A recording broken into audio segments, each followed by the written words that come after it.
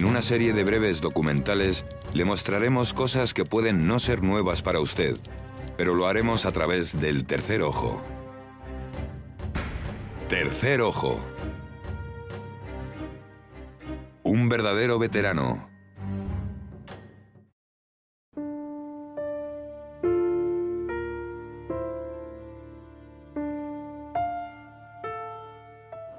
He notado que muchas veces llevas una boina, ¿no es así?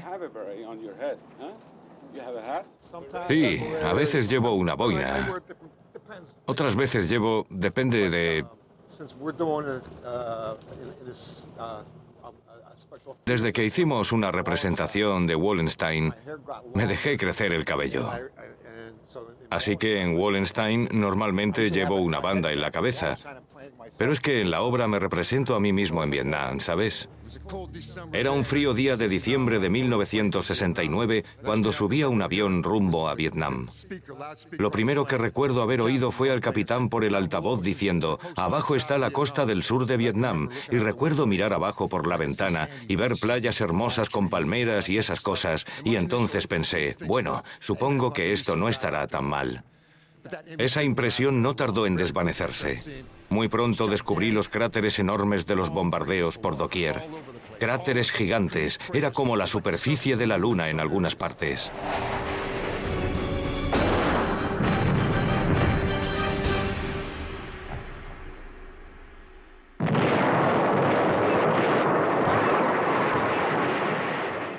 Al adentrarnos en el territorio, el capitán habló de nuevo: abróchense los cinturones. La base de Benoa, donde debíamos aterrizar, se encontraba bajo fuego enemigo y debíamos descender de golpe a la base. Y en esta obra de Wallenstein subían 10 personas al escenario y cada uno contaba su propia historia. Y luego se hacía encajar todo esto con Wallenstein, la famosa obra teatral, y quedaba muy bien.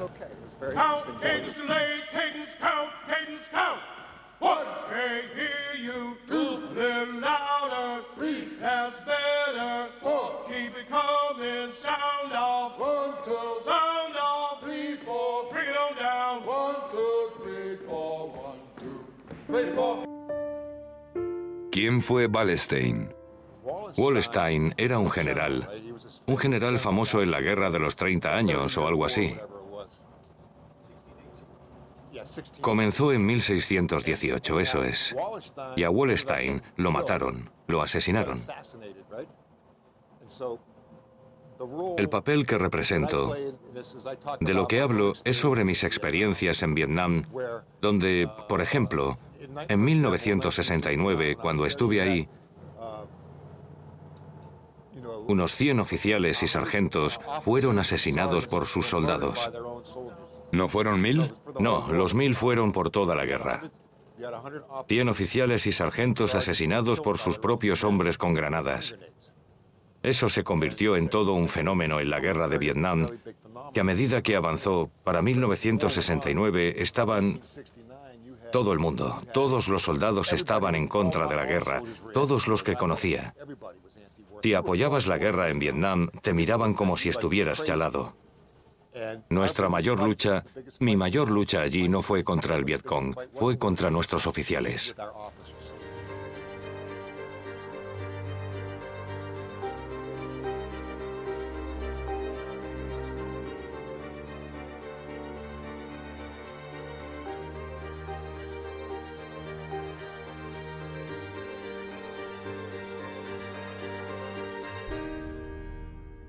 Una noche hubo una fiesta de strippers en el club de oficiales.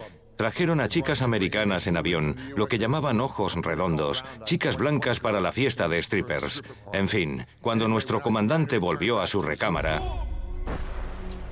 abrió la puerta y hubo un gran boom. Wallenstein fue asesinado. Pero lo que le pasó a Wallenstein también era algo muy típico en la guerra de Vietnam. Y por eso creo que encaja con la historia que cuento. Encaja con Wallenstein.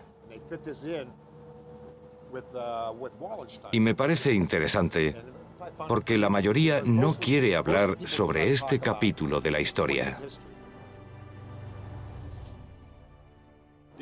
¿El contenido de la obra está basado en hechos reales? Sí. Sí, es lo que me pasó en Vietnam.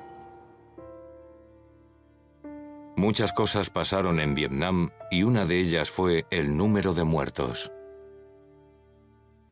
¿Cuál fue el número de muertos? Más tarde descubrí que así era como otorgaban promociones a los oficiales del ejército americano en Vietnam, por el número de muertos. En el ejército americano los oficiales eran promocionados según el número de muertos, ¿vale? Así que siempre tenías que... La presión, especialmente para oficiales, de conseguir un buen número. Mucha presión, no importaba a quién hubieran matado porque todos eran considerados enemigos.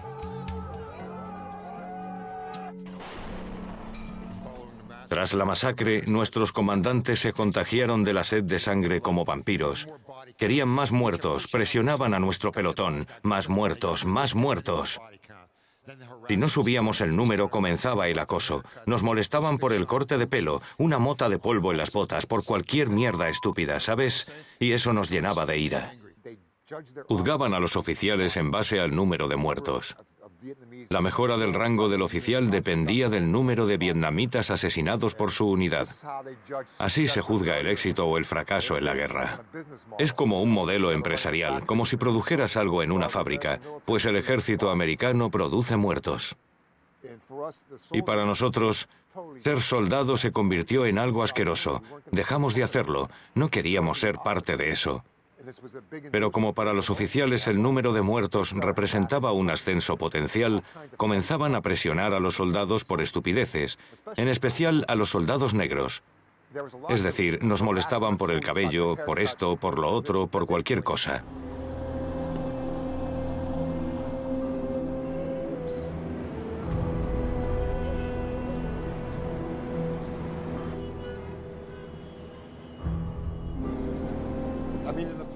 En la obra describo cómo en mi pelotón hubo una masacre de civiles. Niños pequeños y mujeres mayores asesinados mientras los oficiales nos exigían más muertos. Hablo de la ira de los soldados negros y de todo lo que sucedía y el odio contra los oficiales. Teníamos reuniones a veces en búnkers de noche para votar. La mayoría decía que debíamos lanzarle una granada, pero si el voto no era unánime, no lo hacíamos. Fragging es un slang, que significa usar una granada para matar a tus oficiales. Fragging. Así le decíamos, fragging. He visto más de una reunión grande donde lo único que se discute es el fragging de lo que llamamos cerdos. ¿Con cerdos quieres decir tus compañeros de rango superior y tus oficiales? Es correcto, sí, ese es el término más común. Votamos y 4 hombres dijeron no. Así que llegamos a un acuerdo y colocamos una granada en la cama del comandante con una nota que ponía: «Deja de jodernos». Más vale que te cuides, tío. El comandante estaba cada vez más nervioso, con más presión de todas partes, y hubo otra reunión. Ha generado subordinaciones flagrantes, oficiales asesinados por sus hombres y una práctica letal llamada fragging. Tuvimos la segunda reunión y esta vez éramos más soldados allí, pero otra vez no votó por el sí el 100%. Quizá el 10% votaron en contra de esto, así que dijimos, vale, démosle una última advertencia, y le dejamos una granada en su cama con el seguro sacado a medias y una nota que ponía: «Última advertencia, deja de jodernos». Cuando nuestro comandante volvió a su recámara, abrió la puerta y hubo un gran boom. En el ejército americano sucedió. Algunos soldados realmente se enfurecieron de veras con sus comandantes. Sí. Claro, porque debes ver que yo entendería si hubiera estado en el ejército alemán en la Segunda Guerra Mundial y recordemos todas las cosas brutales que hicieron los nazis. Yo habría intentado matarlos también. ¿Entiendes lo que digo? Piénsalo.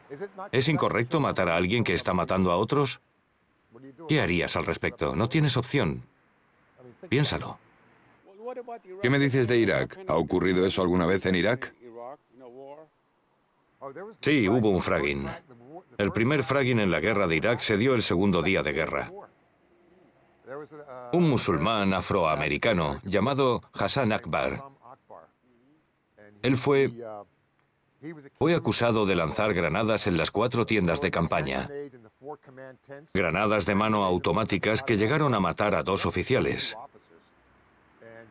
Y otros 14, no sé, 12 o 14 fueron gravemente heridos. Y eso fue el segundo día de la guerra. La División Aérea 101 se preparaba para dejar Kuwait y entrar en Irak, y eso jodió la operación, porque el centro de comando fue atacado. El caso de Hassan Akbar cubre el evento de la invasión americana de Irak en el 2003, en el que el sargento Hassan Karim Akbar fue condenado por el doble homicidio o fragging de 2 soldados de la División 101 del Regimiento de Infantería 327. Hablemos de estadísticas. En 1975, el Pentágono publicó las estadísticas de sus oficiales y demás personal muertos por granadas de soldados americanos. Y eran unos 1000. Solo con granadas. Sin incluir tiros por la espalda con rifles y cosas así, solo granadas. Porque con granadas puedes matar a alguien rápido sin dejar pistas, no te pueden pillar. Si le disparas a alguien con tu rifle, podrían identificar tu arma. Pero con una granada no quedan pruebas de quién lo hizo.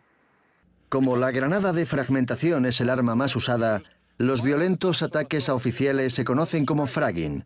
Y muchos soldados hablan abiertamente del fragging y las represalias militares.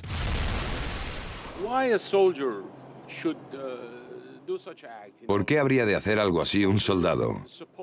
Un soldado debe obedecer las órdenes de sus superiores. ¿Qué pasa en la mente de un soldado para que llegue al extremo de perpetrar semejante acto? Creo que se debe a que cuando entras en el ejército al comienzo, la mayoría de la gente cree realmente en la justificación que le dan para ir a la guerra.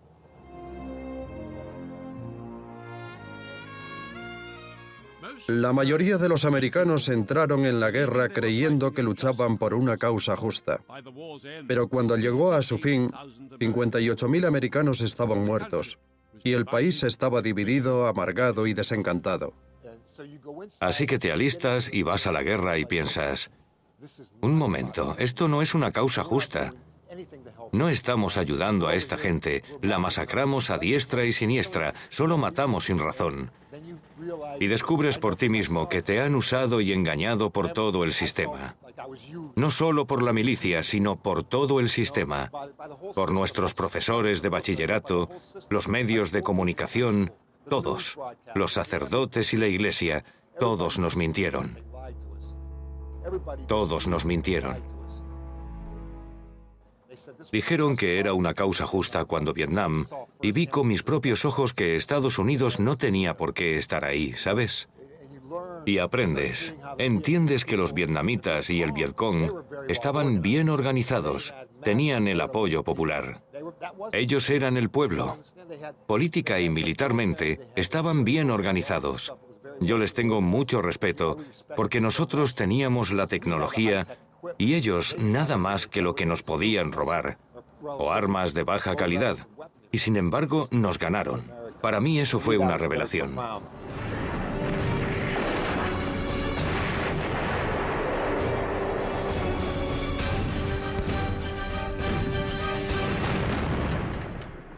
Ellos derrotaron a los Estados Unidos.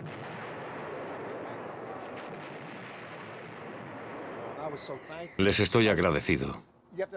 Debes entender que esto no pasó de la noche a la mañana. La guerra comenzó aproximadamente en 1964, pero más adelante, en 1969, ya no tenías a la mayoría apoyando la guerra, sino oponiéndose a ella, incluyendo a muchos soldados dentro del conflicto en 1969. Había mucha influencia política dentro del ejército. Además, el movimiento pacifista buscaba apoyo fuera. El partido Panteras Negras y el Ejército de Liberación Negra tenían mucha influencia. Hasta la tuvieron sobre mí estando en Vietnam. tuvieron una gran influencia sobre mí.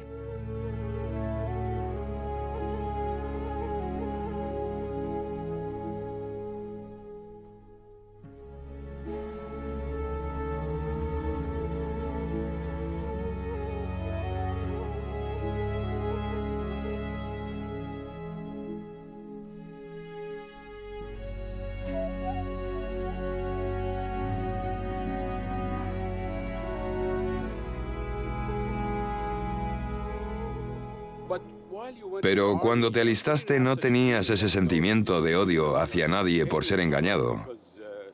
¿Qué sentías entonces?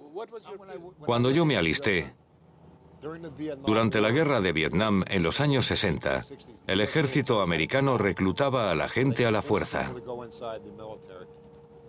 Si tenías 18 años debías registrarte. Normalmente, la mayoría de los reclutas acababan en infantería. Yo no estaba tan loco, no quería estar en infantería. Así que hice una prueba, eso hice. Fui, hice una prueba y me entrenaron para ser especialista de comunicaciones. Al llegar a Vietnam, realicé ese trabajo por pocos meses y me asignaron a infantería. Así funciona el ejército, te usan donde te necesitan. Eso fue otra estafa, una razón más para enojarme con el ejército. Me mintieron en eso. Básicamente dijeron, yo no quería combatir, pero acabé en infantería de cualquier modo. Así que esa fue otra razón personal para rebelarme.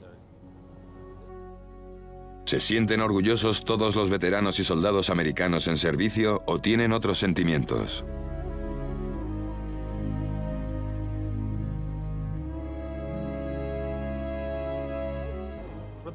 Mi primera asignación, yo llegué a Vietnam en febrero de 1969. Durante mis primeros 5 meses ahí, no hubo ningún combate. Me sacaron de comunicaciones y me asignaron a un pelotón de seguridad. Y mi sargento era un negro, lo llamábamos Oso Mayor porque era grande. Y también era miembro del partido Panteras Negras. Oso Mayor había hecho una tregua local con el Vietcong del lugar. No los atacábamos y ellos no nos atacaban. Esto duró unos 5 meses. Estuvo bien. Debes entender esto también. En la guerra de Vietnam, los oficiales americanos cumplían un servicio de 6 meses. Rotaban a los oficiales de carrera para que pudieran poner "cumplió servicio en Vietnam" en sus expedientes. Nuestro oficial no nos presionó durante la tregua. Pero luego llegó otro oficial y asignaron a nuevos soldados a nuestro pelotón. 2 de ellos estaban totalmente chalados, completamente locos. Habían estado sirvieron en cierto programa, en el programa Fénix de Vietnam. Sí, el programa Fénix, llevado por la CIA con el objetivo de asesinar líderes civiles del Vietcong. ¿El programa Fénix? El programa Fénix. Programa Fénix. El programa Fénix fue un programa militar de inteligencia y seguridad interna diseñado por la CIA. El programa fue diseñado para identificar y neutralizar, por infiltración, captura o asesinato, a la infraestructura civil que servía de soporte al Frente Nacional por la Liberación del Sur de Vietnam. Su propósito era erradicar la infraestructura del Vietcong. Iban a las aldeas de las que tenían información y asesinaban a los líderes. Era un programa muy usado en Vietnam. ¿El plan de la CIA? Trabajos sucios, usar las tácticas del Vietcong contra ellos mismos, haciendo operaciones relámpago para matar a los líderes del Vietcong. Se llamaba Programa Fénix. Era un programa de asesinatos. Algunas estrategias empleadas por sus operativos buscaban aterrorizar al Vietcong.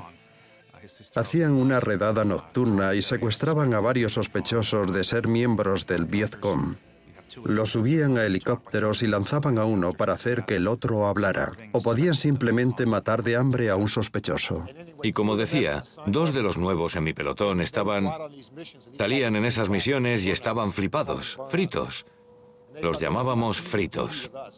Creían que habría acción con nosotros.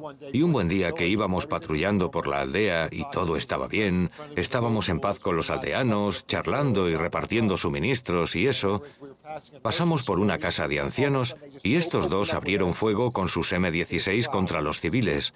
Se les fue la olla. Fue una escena horrible para mí. Vi a los niños, a las mujeres. Escuchamos los tiros. Pa, pa, pa, pa, pa, pa, pa, pa. Yo no sabía qué pasaba. Saltamos a una zanja junto al camino.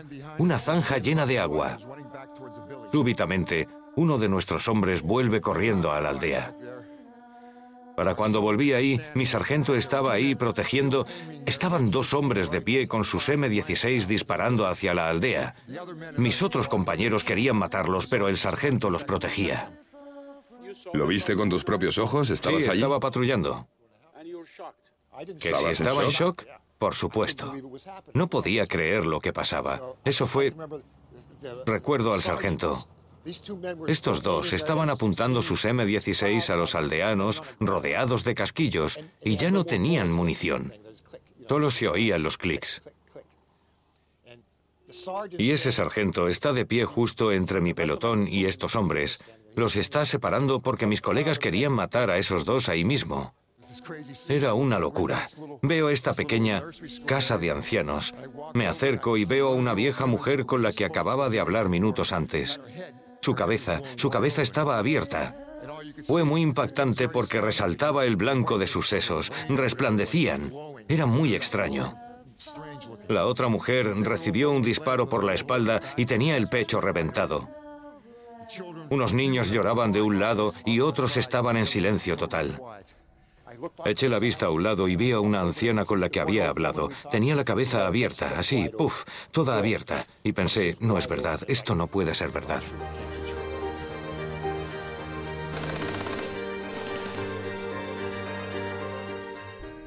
¿Es razonable quemar una bandera?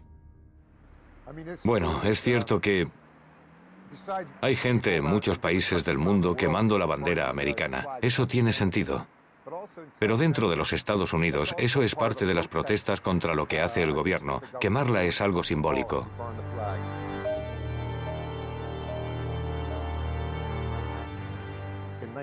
En 1989, George Bush, el padre, el primer presidente Bush, aprobó una ley.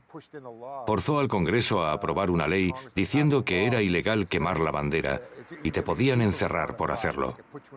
Cuando se propone una ley debe pasar automáticamente a la Corte Suprema para que se decida si es constitucional o no. Es ilegal quemar la bandera. Así que nos pusimos en contacto con la prensa y en la escalinata del Capitolio quemamos la bandera desafiando esa ley. Así que tuvieron que arrestarnos porque la prensa estaba ahí. Nuestro caso llegó a la Corte Suprema y acabamos ganando allí. Esa nueva ley fue rechazada. Como resultado de eso, me quedé sin empleo. Pasaron muchas cosas. Fue un gran cambio en mi vida, pero por mí estuvo bien. Para mí lo valió. No creo en estos iconos religiosos, en banderas como iconos sagrados. Simbólicamente, lo que esa bandera representaba no solo en el mundo, sino en Estados Unidos, era opresión. La bandera americana es símbolo de opresión. Los policías americanos siempre tienen sus banderas americanas aquí y son los que andan por los barrios repartiendo hostias. No sé, para mí era asqueroso y me alegro de haberlo hecho.